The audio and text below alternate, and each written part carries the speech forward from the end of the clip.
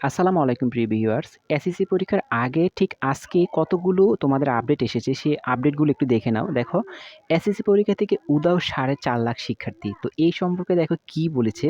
তো এই সম্পর্কে আমাদের শিক্ষামন্ত্রী যে তথ্যগুলো দিয়েছে সেটা আমরা দ্য ডেইলি ক্যাম্পাস থেকে আমরা তা সংগ্রহ করেছি। সেখানে আছে চলতি বছরে এসএসসি ও সমমান পরীক্ষা শুরু হচ্ছে আগামীকাল মঙ্গলবার ২১ এপ্রিল।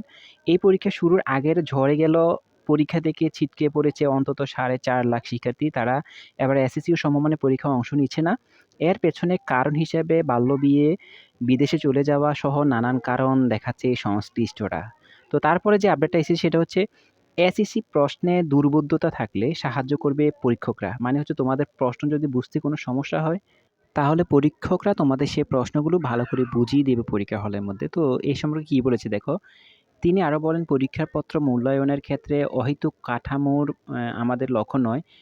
কোনো পরীক্ষার্থী যেন তার প্রাপ্য মূল্যায়ন থেকে ন্যূনতম বঞ্চিত না হয় সেটি নিশ্চিত করতে শিক্ষামন্ত্রী প্রত্যাশা করেন। বলেন, আমরা চাই পরীক্ষার্থীরা বিনা টেনশনে হাসিমুখে পরীক্ষা কেন্দ্রে আসবে, শান্তিপূর্ণ পরিবেশে উত্তরপত্র লিখবে এবং হাসিমুখে পরীক্ষা কেন্দ্র থেকে ত্যাগ করবে। তো শিক্ষামন্ত্রীর এই কথাটা আপনারা কেমন লেগেছে সেটা অবশ্যই কমেন্ট করে জানাতে পারেন। এখানে বলা আছে আরেকটা আপডেট, এবারে এসএসসি পরীক্ষা হবে পরীক্ষার্থী বান্ধব। তো এই কথাটা শোনার পর আমি কিন্তু খুব আমার অট্টহাসি পেয়েছে যে শিক্ষামন্ত্রী এত কন্ডিশনের পরেও তিনি আবার বলেন যে এবারে এসএসসি পরীক্ষা হবে পরীক্ষার্থী বান্ধব। তো পরীক্ষার্থী বান্ধব হলে তো আর এত কন্ডিশন চাপানোর কোনো প্রয়োজন ছিল না। আপনাদের মূল্যবান কমেন্টের আশা করবে এখানে।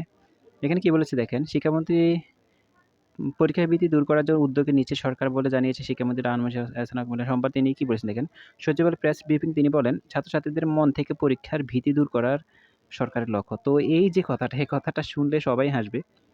এত কন্ডিশন দিয়ে যদি ভয় ভীতি দূর করা যাইত, তাহলে তো আর হইছিল। পোলাপাইন ভয় আর পরীক্ষা হল থেকে বাইর হয়ে যাইব।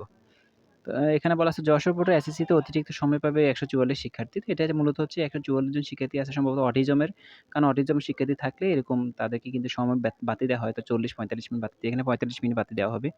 তো এই যে আজকের আপডেটগুলো এসেছে, এই আপডেটগুলো তোমাদেরকে জানিয়ে দিলাম।